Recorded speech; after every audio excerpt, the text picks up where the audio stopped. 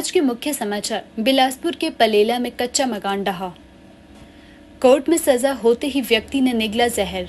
शातिर चुरा ले गए 25 भेड़ बकरियां।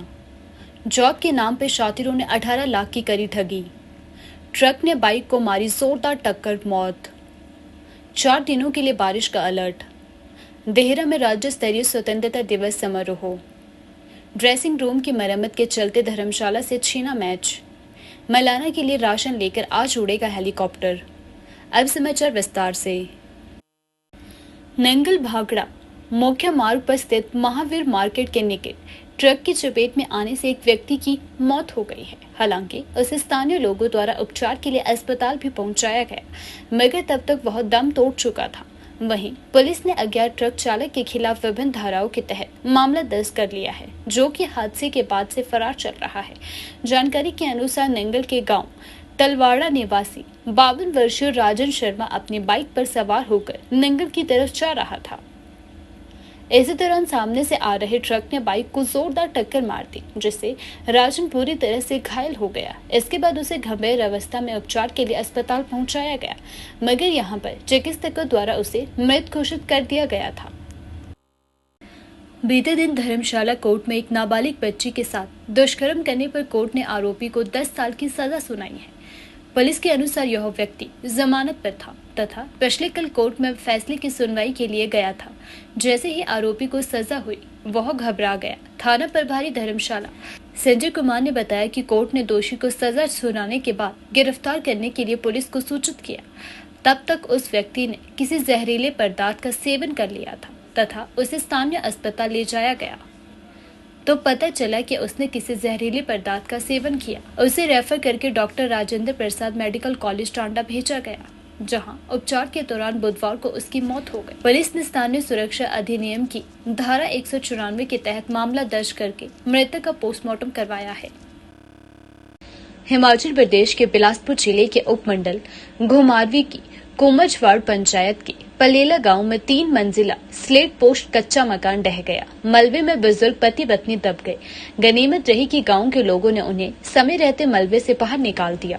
उन्हें इलाज के लिए बिलासपुर पहुंचाया गया है। वहीं मकान की धरातल मंजिल में बांधी गई 7 बकरियां मलबे में दबकर मर गई है। पलेला गाँव के तोताराम और उनकी पत्नी बर्फी देवी अपने कच्चे मकान की 3री मंजिल स्थित रसोई में मौजूद थे। अचानक ही उनका मकान ढह गया। जोरदार आवाज सुनने पर गांव के लोग एकत्रित हुए और उन्हें मलबे से बाहर निकाला गया और उन्हें एम्बुलेंस के माध्यम से जिला अस्पताल पहुंचाया गया।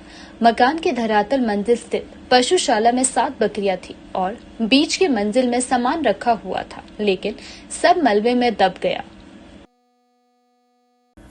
हिमाचल प्रदेश के अलग अलग हिस्सों में इन दिनों रुक रुक कर बारिश का दौर लगातार जारी है। वहीं प्रदेश में अगले 1 हफ्ते तक मौसम के खराब रहने की संभावना जताई गई है, जिसके चलते प्रदेश के विभिन्न इलाकों में बारिश होने के आसार भी जताए गए हैं। इसके साथ ही हिमाचल में कई हिस्सों में अगले 4 दिनों तक भारी बारिश को लेकर अलर्ट जारी किया गया है। मौसम विभाग केंद्र शिमला की ओर से जारी किए गए ताज़ा पूर्वानुमान के तहत हिमाचल प्रदेश में 20 अगस्त तक मौसम खराब बना रहेगा। इस दौरान राज्य के कुछ भागों में 18 अगस्त तक भारी बारिश को लेकर चेतावनी जारी की गई है। इसको लेकर मौसम विभाग ने येलो अलर्ट जारी किया है। हिमाचल प्रदेश में ऑनलाइन ठगी के मामले लगातार बढ़ रहे हैं। शातिर अलग अलग तरीकों से लोगों को ठगने का काम कर रहे हैं। ताज़ा मामला जिला ऊना के अम का है, जहां एक व्यक्ति 17,96,000 रुपए की ठगी का शिकार हो चुका है। राकेश कुमार निवासी अम ने इस बात को लेकर पुलिस थाना में शिकायत भी दर्ज करवा ली है। शिकायत में कहा गया है कि उसे ऑनलाइन जॉब वर्क के लिए 30 जुलाई को टेलीग्राम पे मैसेज मिला था। हालांकि पहले तो उसे यकीन नहीं हुआ, लेकिन जब उसने बिना निवेश किए 506 रुपए कमाए तो वह काम के लिए सहमत हो गया। इसके बाद विभिन्न औपचारिकताएं पूरी करने के बाद पहली सदस्यता के नाम पर शातिरों ने उसे 1 लाख रुपए ऐंठ लिए। इसके बाद शातिरों ने उसे अपने झांसे में लिया और अलग अलग समय पर कुल 17,96,000 रुपए ले लिए। बाद में शातिर राकेश कुमार से और पैसे की मांग करने लगे, मगर राजेश कुमार ने शक होने पर उन्हें पैसे देने से इनकार कर दिया, जिसके बाद वह जब शातिरों को दिए हुए पैसे निकालने का प्रयास करने लगा तो उसके अकाउंट वेरिफिकेशन फेल बताकर उसका पैसा वापस नहीं किया गया। तब जाकर उसे अपने साथ ठगी होने का पता चला। उसने पुलिस थाना में मामला दर्ज करवाया। उधर एसडीपीओ डॉक्टर वसुधा सूद ने खबर की पुष्टि करते हुए बताया कि एक व्यक्ति से ठगी का मामला सामने आया है। उन्होंने बताया कि शिकायत के आधार पर पुलिस ने मामला दर्ज कर लिया है। हिमाचल प्रदेश जिला चंबा में शातिरों ने गौशाला में 25 भेड़ बकरियों को चुरा लिया है, जिससे पीड़ित भेड़ पालक को लाखों का नुकसान हुआ है। वहीं पीड़ित ने इस बात को लेकर पुलिस थाना में मामला दर्ज भी करवा लिया है। उक्त तहसील तेलका के कोठी गांव निवासी भक्तों के किहार पुलिस थाने को दी की शिकायत में बताया कि उसकी गौशाला में रात को 25 भेड़ और एक बकरी को शातिर चोरी करके ले गए हैं। शाम के समय उसने अपनी भेड़ बकरियों को गौशाला में बांधा हुआ था और बाहर से ताला लगाया हुआ था, लेकिन सुबह के वक्त जब उसकी पत्नी मवेशियों को चारा डालने गई तो हैरान रह गई। इस दौरान देखा तो गौशाला में 25 भेड़ बकरियां गायब थी, जिसे देखकर उसके पैरों तले जमीन खिसक गई और महिला ने परिवार के अन्य सदस्य को जानकारी दी, जिसके बाद भक्तों पुलिस थाना पहुंचा और इसकी शिकायत पुलिस थाना में जाकर दर्ज करवाई। पीड़ित की माने तो चोरी हुई भेड़ बकरियों की कीमत 2.5 लाख रुपए है। उधर किहार थाना के एएसआई वीरेंद्र सिंह ने खबर की पुष्टि करते हुए बताया कि आरोपियों को धरपकड़ के लिए सीसीटीवी फुटेज खंगाले जा रहे हैं। जल्द ही वह पुलिस की गिरफ्त में होंगे।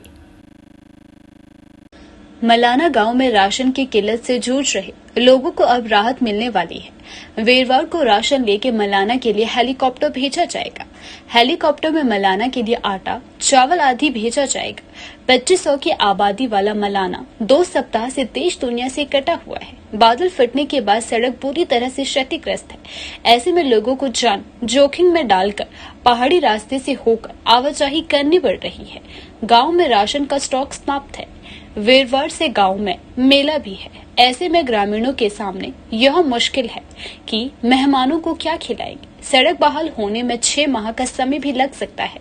हेलीकॉप्टर से राशन गांव में पहुंच सके, इसके लिए ग्रामीण स्वयं ही बिना मशीनरी के हेलीपैड का निर्माण कर रहे हैं। पूरे मलाना के लोग हेलीपैड तैयार करने में सहयोग कर रहे हैं।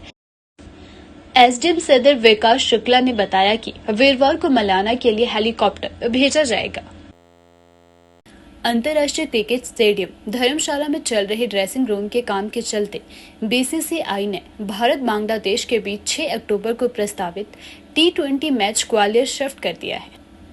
मैच से पहले ड्रेसिंग रूम का काम पूरा न होने की सूरत में HPCA की ओर से बीसीसीआई ने यह जानकारी दी है।